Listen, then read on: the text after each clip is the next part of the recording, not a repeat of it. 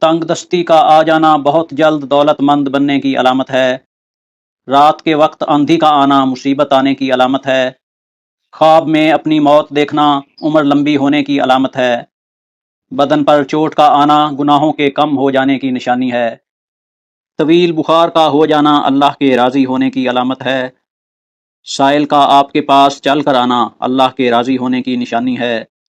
دھوکہ ملنا رب کی طرف سے سیدھا راستہ ملنے کی نشانی ہے۔ گھر میں بلیوں کا آنا کاروبار میں برکت آنے کی نشانی ہے۔ گھر میں مور کا اڑ کر آ جانا گھر میں رزق بڑھنے کی علامت ہے۔ گھر میں سفید کبوتر اڑ کر آ جانا گھر میں خوشحالی آنے کی علامت ہے۔ گھر میں لال بیگ زیادہ ہو جائیں تو یہ نحوست آنے کی نشانی ہے۔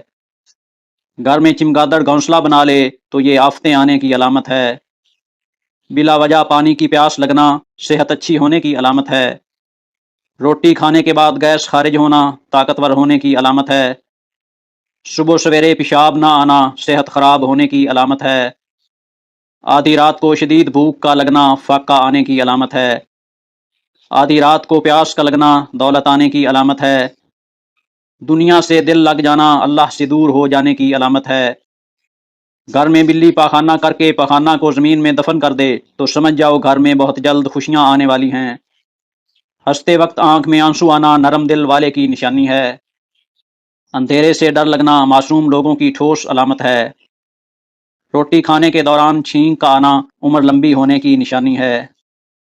کامیابی بازاروں میں نہیں بکتی بلکہ انسان اپنے عزم و حوصلے سے حاصل کرتا ہے۔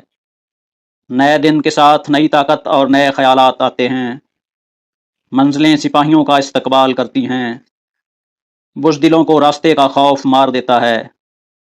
زندگی مسلسل جد و جہد کا نام ہے کیونکہ اللہ ہر پرندے کو رزق دیتا ہے مگر اس کے گھونسلے میں نہیں ڈالتا۔ محنت کرنے والا اللہ کا دوست ہے۔ بہترین لقمہ وہی ہے جو اپنی محنت سے حاصل کیا گیا ہو۔ کمزور انسان گلہ کرتا ہے کہ حالات ہی ایسے تھے کہ میرے خواب چھن گئے۔ بہادر انسان کہتا ہے انہی حالات نے مجھے خواب دیکھنے پر مجبور کیا تھا۔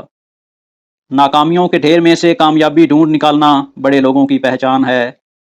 ہاتھی کے دانتوں کو پیس کر جلد پر لگایا کرو، جلد چمکدار ہو جائے گی۔ محنت اور برداشت کامیابی کی چابی ہے۔ پودینے کی ڈنڈیوں کو چبانے سے جوانی آتی ہے۔